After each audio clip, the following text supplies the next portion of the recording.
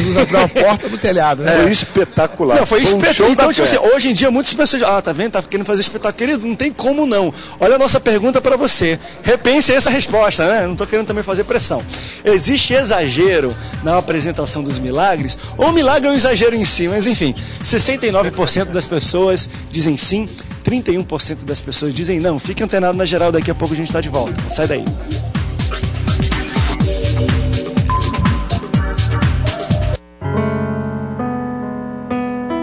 O homem de muitos amigos deve mostrar-se amigável, mas há um amigo mais chegado do que um irmão. Provérbios 18, 24.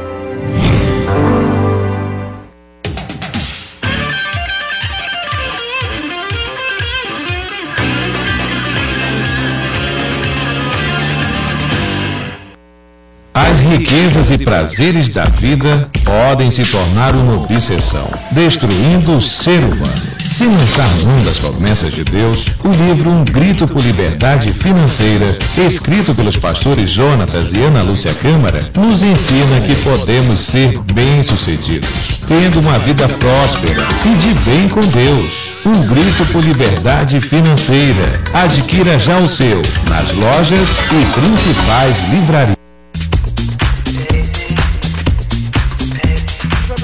Estamos de volta, Antenados na Geral. Esse é o nosso terceiro bloco, é isso? Tá tão bom o papo aqui que eu nem sei em que bloco a gente tá, o terceiro bloco. Olha lá, a pergunta é, eu pensava que era o último, sei lá. Existe exagero na apresentação dos milagres nas igrejas hoje em dia? O que você acha?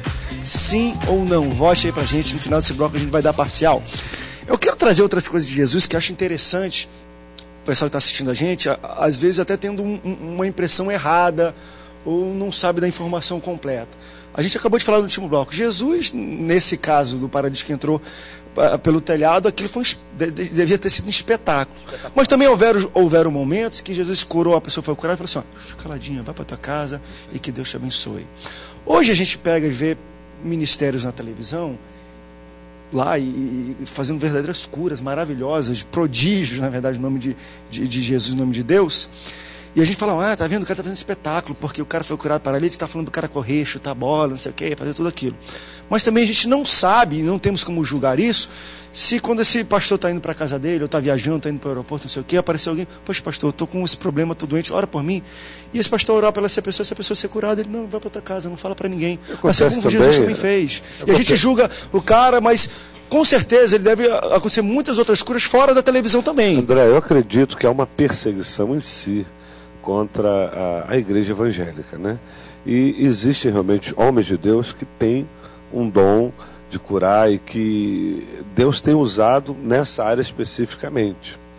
E a gente percebe que ele tem a necessidade de provar para a mídia que aquilo ali não é curandeirismo, não é charlatanismo, mas que é uma verdade. Por isso que ele fala, chuta aí, anda, corre. Eu acredito que realmente a perseguição acaba fazendo com que ele tome esses cuidados. Traz aqui a receita, traz aqui os exames antes e depois, porque aqui não isso tem não essa é fala. Espetacularização. Isso é a prova isso é uma prova. Eu acho que isso é viável. E se o pessoal, nos tempos de hoje, pastor Rubens, só acredita em exame de médico, por isso que o pastor fala, então faz o seguinte, pega um exame agora mostrando que está curado e traz aqui que a gente vai falar. É fundamental que tenha. Ver para crer, então vamos mostrar. Fundamentação. Quem atesta a existência da doença e atesta a ausência da doença posterior, a medicina é um instrumento da inteligência humana dada por Deus. Eu vou contar um fato que aconteceu com uma pessoa. Um determinado cidadão, uma autoridade do governo, recebeu em sua sala uma pessoa que estava lá trabalhando, fazendo uma determinada obra. E essa pessoa sentiu no coração de Deus, do coração, falar, ora por essa questão que ele está colocando. Ele estava contando o seguinte, o trabalhador estava contando o seguinte: olha, eu estou com uma enfermidade, a minha esposa vai fazer uma cirurgia que está com, acho que é tumor no cérebro, as chances de sobreviver são mínimas, e caso sobreviva, poderá ter sérias sequelas.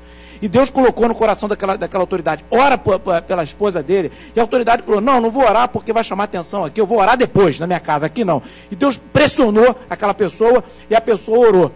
A pessoa orou. Tudo que aquele homem que orou queria era que ninguém soubesse de nada, para não dizer que ele estava ali fazendo do seu gabinete uma igreja. E o que aconteceu? A pessoa fez a cirurgia, um câncer, um risco enorme de a pessoa morrer, um câncer no cérebro, a pessoa ficou curada e sem nenhuma sequela. Ou seja, aconteceu o pouco provável, ou seja, quase o improvável. O que aquele homem fez? Espalhou para todo mundo. E frustrou o objetivo daquela pessoa que não queria que os outros soubessem, até para evitar que se dissesse que ele estava fazendo da sala dele uma igreja. Então as pessoas, quando são curadas, elas falam. Quem não fala? Vai você, telespectador, que pensa diferente de mim, eu respeito por isso. Se você tiver com uma doença grave, com algo improvável, alguém orar por você, aí você fica curado, você não vai contar para os outros que ficou curado, tu não vai se aguentar, tu vai falar, tu vai contar, eu fiquei curado, olha, não sei, eu fiquei curado, meu problema foi resolvido.